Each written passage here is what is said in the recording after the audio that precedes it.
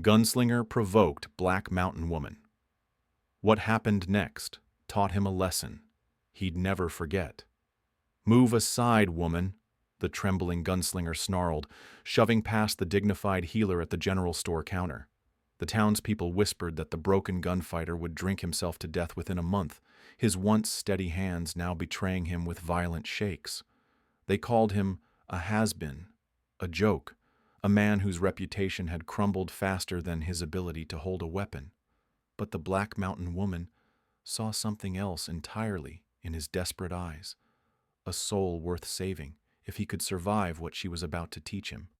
For beneath her calm exterior lay secrets that could either heal his shattered mind or destroy everything he thought he knew about strength.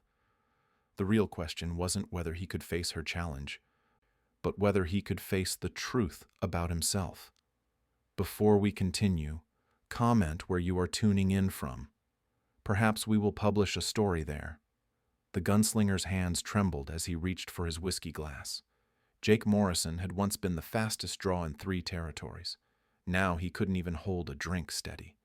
The saloon in Redemption Creek buzzed with evening chatter. Miners, ranchers, and drifters filled the smoky room. None of them recognized the legend sitting alone in the corner booth. Jake tried cleaning his Colt revolver. The bullets slipped through his fingers and scattered across the wooden table. A year ago, those same hands could put 6 shots through a silver dollar at 50 paces. The botched robbery in Silver Falls had changed everything. A beam had crashed down on his head during the shootout. 3 innocent people died because of his greed. The neurological damage was permanent, or so the doctors claimed. Olivia Martinez wiped down glasses behind the bar. She owned this establishment and noticed everything. Her dark eyes caught Jake's struggling hands, but she said nothing. In a town built by outcasts, everyone deserved their privacy. Jake pushed back from the table. He needed information about the Black Mountain Woman. Local legends claimed she could heal anything with her mountain remedies. Desperate men traveled hundreds of miles seeking her help. The general store stood across the dusty main street. Jake stumbled slightly as he crossed the threshold. The afternoon sun cast long shadows through the windows. Eden Blackwater arranged medicinal herbs on the counter with precise care. Dried roots, crushed leaves, and powdered bark filled dozens of small cloth pouches. Each remedy represented years of accumulated knowledge. She was a woman in her 40s with intelligent eyes and steady hands. Her simple brown dress and worn boots suggested mountain living. The townspeople respected her but kept their distance. Whispered rumors followed her everywhere. Jake approached the counter with false bravado. His reputation still meant something in towns like this. "I need information about the mountain healer." Eden looked up calmly. "Many people seek healing. The Black Mountain Woman, where do I find her?" "Depends on what you're seeking." Jake's frustration boiled over. His old arrogance surfaced despite his weakened condition. "Move aside, woman. I'll ask someone with actual answers." Eden remained perfectly still. Her composure only irritated Jake further. "Your mountain superstitions mean nothing to me." Jake's trembling hand swept across the counter. Carefully arranged herbs scattered across the floor. Months of preparation destroyed in seconds. The other customers stopped talking. Eden's expression never changed. She studied Jake with the detached interest of a physician examining symptoms. Sheriff Danford stepped forward from the back of the store. His badge caught the lamplight as he moved between them. "That's enough, Morrison." The name recognition rippled through the room. Jake Morrison, the gunfighter who'd terrorized half the territory before his mysterious disappearance. Eden raised one hand toward the sheriff. Her voice carried quiet authority. "I can handle this myself." She stepped around the counter and faced Jake directly. Despite being shorter, her presence seemed to fill the space. "Meet me at Devil's Point tomorrow at sunrise. We'll settle this properly." The challenge hung in the air like smoke. Every person in the store understood the implications. The Mountain Woman had just called out a notorious gunfighter. Jake's pride wouldn't allow retreat. "You have no idea who you're challenging." "I know exactly who you are." Something in her tone suggested deeper knowledge. Jake felt exposed under her steady gaze. "Sunrise, then." Eden nodded once. "Bring your gun." Jake stormed out of the store. Behind him, Eden knelt to collect her scattered herbs. Not a single person offered to help. That evening, Jake practiced his draw in the stable behind the hotel. His hand shook violently each time he reached for his weapon. The Colt felt impossibly heavy. Young Eli Waters mucked horse stalls nearby. The 12-year-old boy had worked these stables since his parents died of fever. He watched Jake's pathetic attempts with growing concern. "Mister, you don't look so good." Jake whirled around. "Mind your own business, boy." Eli ducked his head but continued watching. Jake's condition was obvious to anyone paying attention. Meanwhile, Eden sat by her cabin fire high on Black Mountain. She prepared for tomorrow's encounter with methodical precision. Her medical training had taught her to recognize neurological damage instantly. The gunfighter wasn't seeking a fight. He was seeking salvation. Eden had built her reputation carefully over the past decade. Former slaves and displaced families found refuge in Redemption Creek. The isolated location provided safety from those who might cause trouble. Her own secrets ran deeper than anyone imagined. The townspeople saw a skilled healer who preferred solitude. They had no idea about her previous life or the dangerous knowledge she possessed. Tomorrow's confrontation would test more than Jake's failing abilities. It would determine whether a broken man could find redemption or whether his pride would destroy his last chance at healing. The stakes extended beyond personal conflict. Eden's work in these mountains served purposes larger than individual treatment. Her documentation efforts preserved stories that powerful people wanted forgotten. Jake represented both opportunity and threat. His presence could bring unwanted attention to a community that thrived on anonymity. As midnight approached, both combatants prepared for sunrise. Neither expected a traditional gunfight. The real battle would be fought over something far more valuable than reputation or pride. It would determine whether truth could triumph over deception and whether healing was possible for those who'd caused the most harm. Dawn broke over Devil's Point with merciless clarity. The rocky outcrop overlooked Redemption Creek like a stone judge waiting to render verdict. Jake Morrison arrived first. His boots crunched on loose gravel as he positioned himself facing east. The morning sun would be at his back, giving him every possible advantage. His gun hand trembled worse than ever. The sleepless night had amplified every symptom. Sweat beaded on his forehead despite the cool mountain air. Townspeople gathered at a respectful distance. Word of the challenge had spread through Redemption Creek like wildfire. Miners abandoned their early shifts. Shopkeepers closed their doors. Even the children came to witness history. Olivia Martinez stood with Sheriff Danford near a cluster of pine trees. Her expression showed concern rather than excitement. She'd seen too many good people die over foolish pride. Young Eli Waters perched on a boulder where he could see everything. His wide eyes reflected the mixture of fascination and horror that only children possess when witnessing adult violence. Eden Blackwater emerged from the morning mist like a figure from legend. She walked with unhurried steps, her simple dress and worn boots making no sound on the rocky ground. Her face showed no trace of fear or anger. The crowd fell silent as she took her position 20 paces from Jake. The distance was traditional for formal duels, close enough for accuracy, far enough for honor. Jake's condition deteriorated under the pressure of public scrutiny. His right hand shook so violently that his gun belt rattled. The tremor had spread up his arm and into his shoulder. Eden noticed immediately. Her medical training had taught her to recognize neurological symptoms from across a room. The man before her wasn't a threat. He was a patient in desperate need of treatment. "You came here seeking something other than a fight." Jake's jaw clenched. "I came here to settle our business." "Your business isn't with me. It's with whatever's destroying your body." The crowd stirred uneasily. This wasn't the dramatic confrontation they'd expected. Eden's calm observation cut through Jake's bluster like a surgical knife. Jake reached for his weapon. His hand closed around the grip, but couldn't draw smoothly. The Colt caught in the holster. His fingers lacked the strength and coordination for a proper draw. The crowd watched in stunned silence as the legendary gunfighter struggled with basic mechanics. His reputation crumbled with each failed attempt. Eden stepped forward. Her movement broke every rule of formal dueling, but nobody protested. Something larger than tradition was happening here. Traumatic brain injury, probably from blunt force impact. The tremor indicates damage to your motor cortex. Jake's face flushed with humiliation. His secret was exposed before the entire town. The facade he'd maintained for months collapsed in seconds. You didn't come to Redemption Creek hunting for a fight. You came hunting for healing. Eden's words hit harder than any bullet. Jake's shoulders sagged as the fight drained out of him.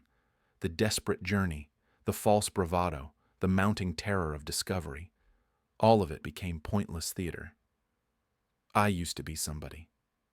You still are somebody, just not who you thought. Eden holstered her own weapon without firing a shot. The gesture confused the spectators, but Jake understood perfectly. This woman had just shown him more mercy than he'd ever shown another human being. I can treat your condition, not cure it completely, but improve it significantly. Jake's pride warred with his desperation. Accepting help meant admitting weakness, but continuing the charade meant certain eventual death. What would you want in return? Honest work, no questions asked initially. And your complete commitment to the healing process. The crowd began dispersing as they realized no blood would be spilled. Some looked disappointed, others seemed relieved. Sheriff Danford approached with obvious suspicion. What kind of arrangement are we talking about here? Eden's response was directed at Jake rather than the lawman. I have work that requires strong backs and willing hands. Medical treatment takes time. You'll earn your healing through labor. Jake nodded slowly. The alternative was continuing his downward spiral until someone discovered his weakness and put a bullet in his back. How long? Depends on your dedication and your willingness to change more than just your physical condition. Something in Eden's tone suggested the healing would involve more than herbal remedies and physical therapy. Jake sensed she saw straight through to his damaged soul. Young Eli jumped down from his boulder and approached them both. His innocent face showed pure curiosity rather than judgment. Are you really going to help him, Miss Eden? Everyone deserves a chance at redemption, Eli. Even those who've made terrible mistakes. Eden turned back to Jake. Her dark eyes held depths of knowledge and experience that surprised him. My cabin is 3 miles up the mountain trail. Bring whatever belongings you can carry. Leave everything else behind. Jake understood the symbolism. This was about more than medical treatment. Eden was offering him a complete transformation if he had the courage to accept it. I'll be there before noon. Eden nodded and began walking back toward the mountain path. The crowd parted automatically as she passed. Even in victory, she commanded respect through quiet dignity rather than dramatic gestures. Jake remained at Devil's Point until everyone else had gone. His trembling hands hung at his sides as he stared up at Black Mountain. Somewhere up there waited either salvation or destruction. For the first time in months, he felt something resembling hope stirring in his chest. The sensation was almost as frightening as his physical condition. The real challenge wasn't behind him. It was just beginning. Jake climbed the mountain trail with his few possessions tied in a worn blanket. Each step higher revealed the limitations of his condition. His balance wavered on loose rocks. His breathing became labored despite years of outdoor living. Eden's cabin appeared through the pine trees like a mirage. Jake had expected a primitive shelter. Instead, he found a sophisticated compound that defied every assumption about mountain hermits. The main structure was built from hewn logs, but expanded with careful additions. Solar panels caught morning sunlight on the south-facing roof. A water wheel turned steadily beside a diverted stream. Gardens stretched in terraced rows down the hillside. Eden emerged from a side building carrying medical supplies. She moved with the efficient purpose of someone accustomed to serious work. Set your things on the porch. We start immediately. The interior shocked Jake even more than the exterior. Books lined every wall from floor to ceiling. Medical texts, historical volumes, scientific journals, and philosophical works created a library that would impress university scholars. A fully equipped medical station occupied one corner. Surgical instruments gleamed in glass cases. Bottles of prepared medicines filled multiple shelves. Eden had assembled resources that surpassed most frontier doctors. Sit here and remove your shirt. Eden's examination was thorough and professional. Her hands probed the scar tissue on Jake's skull with practiced skill. She tested his reflexes, coordination, and cognitive responses with clinical detachment. The damage is concentrated in your motor cortex. Some neural pathways can be retrained through targeted therapy. She prepared a series of herbal tinctures while explaining his treatment regimen. Morning exercises would rebuild coordination. Afternoon sessions would focus on cognitive rehabilitation. Evenings would be dedicated to meaningful work. What kind of work? Eden gestured toward stacks of handwritten papers covering a large table. Maps, testimonials, and historical documents created an organized chaos of information. I document the stories of people whose voices history tends to forget. Former slaves, displaced tribes, immigrant families. Their experiences need preservation. Jake examined the papers more closely. Detailed accounts of survival, struggle, and triumph filled page after page. Names, dates, and locations were meticulously recorded. Why do this work in isolation? Some truths are dangerous to those in power. Documentation requires discretion. Eden handed him a cup of bitter tea and watched him drink it completely. The mixture contained herbs he couldn't identify, but trusted her knowledge. Your first task is copying these testimonials in clear handwriting. Your hands need practice with fine motor control. The work proved more difficult than expected. Jake's trembling fingers could barely hold a pen. Simple letters became monumental challenges. Frustration built with each ruined page. Eden observed his struggles without comment. She understood that healing required confronting limitations honestly, rather than offering false encouragement. Hours passed in concentrated effort. Jake's coordination improved incrementally. The herbal treatments seemed to reduce his tremor's severity. More importantly, the stories he copied began affecting his worldview. He read about families torn apart by violence, children sold into indentured servitude, communities destroyed by greed and prejudice. The testimonials revealed a world of suffering he'd never bothered to notice. Young Eli Waters appeared at the cabin door carrying supplies from town. His regular visits suggested he established relationship with Eden. "How's the treatment going, Miss Eden?" "Slowly but steadily. Healing can't be rushed." Eli studied Jake with undisguised curiosity. The boy had witnessed yesterday's confrontation and clearly wondered about this strange partnership. "Can I help with anything?" Eden handed him a stack of completed transcriptions. "These need to be stored in the secure location we discussed." Eli nodded seriously and tucked the papers into his saddlebags. Even a 12-year-old understood the importance of Eden's documentation project. After the boy left, Eden revealed more about her background.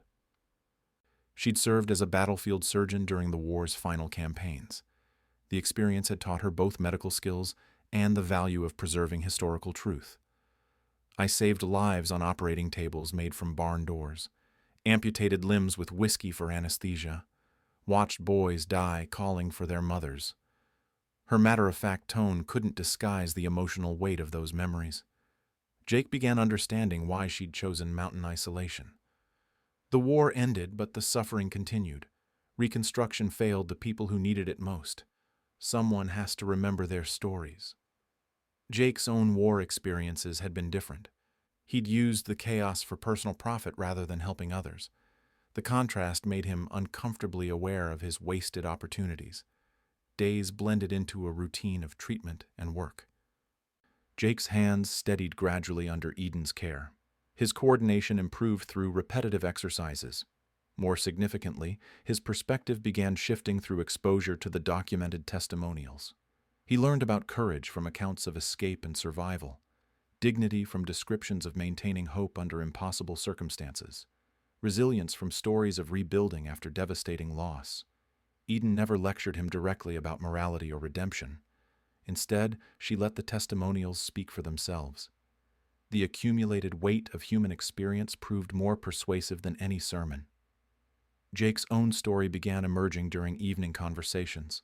The botched robbery that destroyed his abilities, the innocent lives lost through his reckless greed, the months of denial and deteriorating health that followed. I became a killer because it seemed easier than honest work. What seems easier now? The question forced Jake to confront how much his priorities had changed. The desperate hunger for reputation and fear seemed insignificant compared to Eden's quiet mission of preservation and healing. Sheriff Danford's occasional visits revealed growing suspicion about their arrangement. He questioned Eden about Jake's activities and implied concerns about public safety. Eden deflected his inquiries with polite firmness. Her work required privacy, and Jake's rehabilitation needed time without outside interference. But Jake sensed the sheriff's attention represented a larger threat. His presence in Redemption Creek had already attracted unwanted scrutiny to Eden's carefully maintained anonymity. 3 weeks into Jake's treatment, Olivia Martinez climbed the mountain trail with urgent news. Her usual composed demeanor showed cracks of genuine worry. Railroad surveyors were asking questions in town yesterday, specifically about you, Eden. Eden set down her mortar and pestle. The herb grinding could wait. This conversation couldn't. What kind of questions? They wanted to know about the Black Mountain Woman, her background, her activities, how long she's been here. Jake looked up from his copying work. His handwriting had improved dramatically, but his concern was immediate. Strangers asking questions meant trouble for everyone involved. Olivia continued her report while Eden prepared tea with mechanical precision. They claimed to be conducting routine surveys for railroad expansion, but their questions were too specific for random inquiry. Did they speak with Sheriff Danford? That's the worst part. He seemed unusually cooperative, almost eager to share information. Eden exchanged a meaningful glance with Jake. They'd both noticed the sheriff's increasing interest in their arrangement. His visits had become more frequent and his questions more pointed. There's something else you need to know about Redemption Creek's history. Olivia settled into her story with the weight of someone revealing long-held secrets. The town had been founded 15 years earlier by freed slaves and displaced Cherokee families. They'd chosen this isolated location specifically to avoid persecution and interference. We've built something special here. A community where background doesn't matter as much as character. Jake realized he'd been blind to the town's true nature. He'd seen only a collection of buildings rather than a deliberate refuge for society's outcasts. The railroad interest threatens everything we've accomplished. They want our land for a direct route through the mountains. Eden's jaw tightened almost imperceptibly. Her documentation project suddenly took on greater urgency. If the community scattered, decades of carefully preserved stories would be lost. How much time do we have? Unknown, but the surveyors mentioned returning with official representatives within the month. After Olivia left, Eden revealed additional concerns she'd kept private. Her work documenting testimonials served purposes beyond historical preservation. The accumulated evidence could expose systematic injustices that powerful people preferred to keep buried. Some of these stories implicate government officials, military officers, business leaders, people with resources to silence inconvenient witnesses.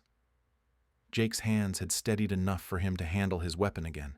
The improvement filled him with conflicting emotions. Physical healing was progressing, but his relationship with violence had fundamentally changed. You think the railroad interest is connected to your documentation work? It's possible. Destroying this community would scatter the witnesses and eliminate the evidence. The next morning brought Sheriff Danford up the mountain trail. His official visit felt more like an interrogation than a welfare check. The town council has concerns about this arrangement. A known gunfighter living outside normal supervision creates public safety issues. Eden's response was measured but firm. Jake Morrison is receiving medical treatment. His condition poses no threat to anyone. His condition? Jake stood slowly from his chair. The moment for deception had passed weeks ago. His trembling hands spoke louder than any denial. I have neurological damage from a head injury. Miss Eden is helping me manage the symptoms. Danford's expression shifted from suspicion to calculation.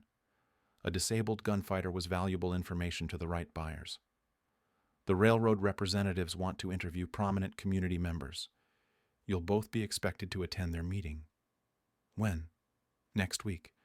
Cooperation would be appreciated by all parties involved. after the sheriff left. Eden began accelerating her documentation efforts. She worked late into the night transcribing testimonials and organizing evidence. If time was running short, every story needed preservation. Jake threw himself into helping despite his limitations. His improved coordination allowed more complex tasks. More importantly, his commitment to Eden's mission had become absolute. Young Eli made his regular supply run but brought disturbing news from town. Strangers had been asking residents about their backgrounds and property ownership. The questions suggested thorough preparation rather than casual interest. "Some folks are scared, Miss Eden. They're talking about leaving before the railroad people return." Where would they go? Anywhere that'll have them. But places like Redemption Creek don't exist everywhere. The boy's innocent observation highlighted the community's unique value. Tolerance and acceptance weren't common commodities on the frontier. That evening, Jake practiced drawing his weapon for the first time in weeks. His hand remained unsteady but functional. The improvement wasn't enough to restore his legendary speed, but might suffice for basic self-defense. Eden watched his practice session with mixed feelings. She'd healed his body but worried about his soul's direction. Violence won't solve this problem. Sometimes it's the only language certain people understand. There are always alternatives for those willing to find them. Jake holstered his weapon but kept it within reach. His old instincts demanded preparation for the worst possible scenarios. What if your alternatives fail? Then we'll face that decision when it arrives, but we won't surrender our principles preemptively. The philosophical disagreement revealed how much Jake had changed while highlighting how much further he needed to travel. Physical healing was progressing faster than spiritual transformation. 3 days later, a telegram arrived in town with ominous news. Marcus Steele, the railroad's chief negotiator, was traveling to Redemption Creek with a full legal team and armed security. His reputation for acquiring land through intimidation and force preceded him across the territory.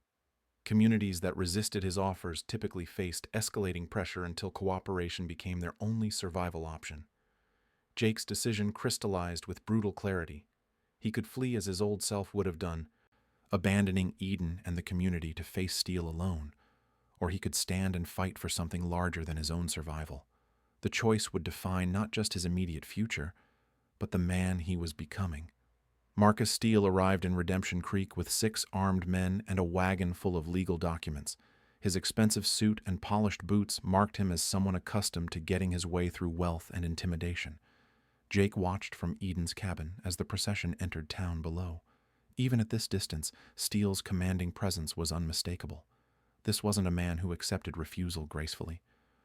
"We should go down there." Eden shook her head while organizing her most important documents. Let him reveal his intentions first. Information is more valuable than posturing. Steele commandeered Olivia's saloon for his headquarters. His men posted themselves strategically around town while he reviewed property records and surveyor reports. The message was clear without being spoken. Young Eli raced up the mountain trail with breathless urgency. His face showed the kind of fear that only children display when adult conflicts turn serious. "Miss Eden, you need to come quick. That railroad man knows who you are." What did he say exactly? He asked where he could find Dr. Eden Blackwater. Used your full name and everything. Eden's carefully maintained composure cracked slightly. Her true identity was supposed to be buried beneath years of deliberate obscurity. Jake felt pieces clicking into place with terrible clarity. The specific inquiries about Eden. The timing of the railroad interest. The official backing for what should have been a routine land acquisition. This isn't about railroad expansion. Eden nodded grimly while packing her most sensitive documents into waterproof cases. Someone wants my testimony silenced permanently. Who knows your real identity? Government officials I testified before. Military officers whose war crimes I documented. Business leaders whose illegal activities I exposed. Jake's hands remained steady as he checked his weapon. The neurological damage hadn't disappeared, but his purpose was crystal clear. How many people want you dead? enough to fund an elaborate scheme disguised as legitimate business. They descended toward town as afternoon shadows lengthened. Eden carried her medical bag and most crucial documents. Jake kept his gun hand-free, despite knowing his limitations. Steele had gathered the entire population in the saloon's main room. His presentation began with maps showing proposed railroad routes and economic benefits for cooperative communities. Redemption Creek sits on valuable territory. The railroad is prepared to offer generous compensation for voluntary relocation. Murmurs rippled through the crowd. The offer sounded reasonable until Steele outlined the timeline and conditions. All residents must vacate within 30 days. Property transfers will be handled through our legal representatives. Anyone remaining after the deadline will face federal eviction proceedings. Sheriff Danford stood near the bar with obvious nervousness. His cooperation with the railroad had clearly exceeded his comfort level. Olivia stepped forward as the unofficial community spokesperson. "What if we decline your generous offer?" Steele's smile never wavered, but his eyes hardened noticeably. "Eminent domain proceedings can be lengthy and expensive. Voluntary cooperation serves everyone's interests." Eden entered the saloon with Jake close behind. Conversation stopped as residents recognized the implications of her arrival. Steele's reaction confirmed everyone's worst fears. His recognition was immediate and unmistakable. "Dr. Eden Blackwater, it's an honor to finally meet you. I go by Eden these days. The past is behind me. Some pasts refuse to stay buried, especially when they contain testimony that certain parties find inconvenient." The pretense of railroad business evaporated instantly. This was about silencing Eden's historical documentation and eliminating her as a potential witness. "My medical practice serves this community. I have no involvement in political matters." Steele gestured toward his men. They shifted positions to block the exits while maintaining the appearance of casual movement. "Your documentation project tells a different story. Detailed testimonials about war crimes, government corruption, systematic persecution. Dangerous material in the wrong hands." Jake stepped partially in front of Eden. His movement was subtle but unmistakable. "The lady practices medicine, nothing more." "And you are?" "Someone who doesn't like threats against innocent people." Steele studied Jake with professional assessment. The tremor in his gun hand was visible, but his stance suggested training and experience. "Jake Morrison, the reports described you as disabled. Reports can be misleading." Young Eli suddenly appeared at Eden's side carrying a canvas bag. His timing seemed coincidental, but his presence added another variable to an already tense situation. "Miss Eden, I finished copying those papers like you asked." The boy's innocent words revealed the scope of Eden's documentation efforts. Multiple copies stored in various locations would be difficult to eliminate completely. Steele's expression darkened as he realized the complexity of his task. Destroying Eden alone wouldn't solve his employer's problems. "How many copies exist?" Eden's answer carried quiet defiance. "Enough to ensure the truth survives regardless of what happens to me. Then we have a problem that requires creative solutions." The threat was clear despite diplomatic language. Steele's men tensed as residents began moving away from the center of the room. Sheriff Danford finally found his courage. "This has gone far enough. I want you and your men out of my town. Your cooperation was purchased months ago, Sheriff. Don't develop principles now." The admission sent shockwaves through the crowd. Their elected protector had sold them out to railroad interests. Olivia grabbed a rifle from behind the bar. Other residents reached for whatever weapons they could find. The situation balanced on the edge of violence. Eden stepped forward with her hands visible and empty. Her calm voice cut through the rising tension. "There's something you should know about my documentation project, Mr. Steele, and about who I really am." Her words carried the weight of revelation that would change everything. The truth was finally ready to emerge. Eden reached into her medical bag and withdrew a leather portfolio marked with official government seals. The documents inside bore stamps and signatures that commanded federal authority.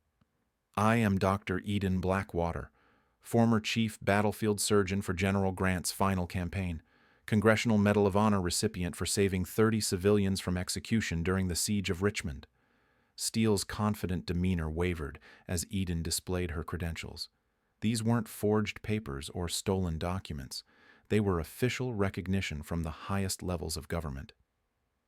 My testimony before Congress documented systematic war crimes and corruption.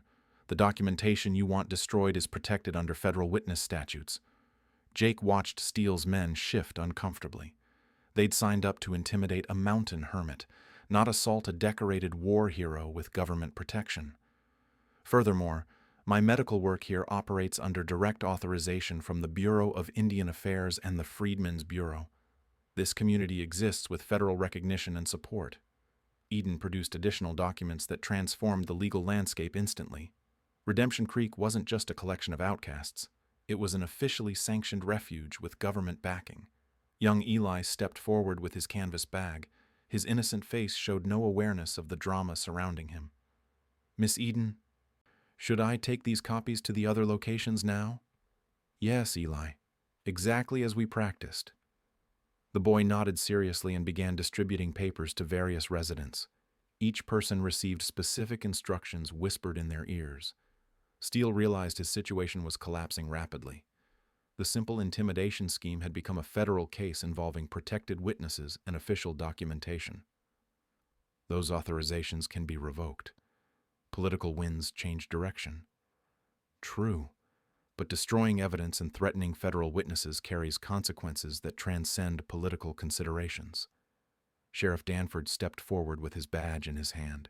His face showed the shame of someone confronting his own corruption. I resign my position effective immediately. I'll testify about the bribes and illegal pressure tactics. His confession removed Steele's local authority and added another witness to Eden's growing coalition. Olivia moved behind the bar where she kept a strongbox containing important community documents. Her preparations suggested this confrontation had been anticipated for weeks. We've been documenting everything since the first railroad inquiry. Names, dates, illegal offers, intimidation attempts, all recorded and witnessed. Jake's role became clear as the community revealed their coordinated response. He wasn't Eden's protector. He was her student in the art of fighting battles through truth rather than violence. Steele's men looked to their leader for direction. The easy assignment had become a legal minefield that could destroy their careers and freedom. You can't prove conspiracy without connecting my employers to these activities. Eden smiled for the first time since Steele's arrival. Her expression carried the satisfaction of someone holding the decisive card. Your employer is Consolidated Western Rail, owned by Senator Harrison Blackwood, the same Senator Blackwood whose wartime activities I documented extensively. The connection sent visible shockwaves through Steele's composure. His careful separation between legitimate business and illegal pressure tactics had just evaporated. Senator Blackwood was Captain Blackwood when he ordered the execution of Cherokee families for refusing to reveal gold deposits. I testified about those murders before Congress in 1879. Jake understood the full scope of Eden's situation now. She wasn't hiding from random criminals. She was the key witness against powerful men who'd built fortunes on wartime atrocities. The railroad scheme was designed to eliminate both me and the community that supports my work. Consolidate the evidence and witnesses in one location, then destroy everything through legal channels. Young Eli returned from his distribution mission with obvious pride in completing his important task. His involvement ensured that Eden's documentation now existed in multiple secure locations throughout the territory. Steele made one final attempt to salvage his mission. Federal protection doesn't extend to everyone in this room. Accidents happen to people who interfere with legitimate business interests. Jake's response was quiet, but carried absolute conviction. Anyone who threatens this community will answer to me personally. His trembling hand rested on his weapon, but his stance radiated confidence that transcended physical limitations. Your reputation suggests otherwise, Morrison. My reputation was built on violence for personal gain. That man is gone. This is who I choose to be now. The transformation was complete. Jake had evolved from a broken gunfighter seeking healing into a protector willing to sacrifice everything for principle. A dust cloud appeared on the main road leading into town. The approaching riders carried federal badges that glinted in the afternoon sunlight. Eden had sent word to her government contacts weeks earlier. The cavalry was arriving exactly on schedule. Federal Marshal Thomas Crawford dismounted with official authority that dwarfed Steele's railroad credentials. His presence shifted the balance of power decisively. "Mr. Steele, you're under arrest for witness intimidation, conspiracy to obstruct justice, and violation of federal protection statutes." Steele's men surrendered their weapons without resistance. The legal consequences of their actions had become inescapable. 6 months later, Redemption Creek thrived under federal protection as an official historical preservation site. Eden's medical practice operated openly with government funding. Her documentation project received academic recognition and institutional support. Jake worked as her assistant and partner in both professional and personal capacities. His hands remained steady through continued treatment. More importantly, his purpose remained clear through service to something larger than himself. Young Eli attended the new school built with federal education grants. His reading lessons included the historical testimonials he'd helped preserve. The stories of struggle and survival became part of official curriculum. Olivia transformed her saloon into a community center where Eden taught medical training and Jake instructed practical skills. The building buzzed with learning rather than drinking. Sheriff Danford served his sentence through community service, working to rebuild the trust he'd betrayed. Redemption proved possible even for those who'd chosen corruption over integrity. Senator Blackwood faced congressional censure and criminal prosecution based on Eden's preserved testimony. Justice arrived decades late, but arrived nonetheless. Jake stood on the mountain trail where his journey had begun, watching the sun set over a community transformed by truth and courage. His trembling hands were finally still.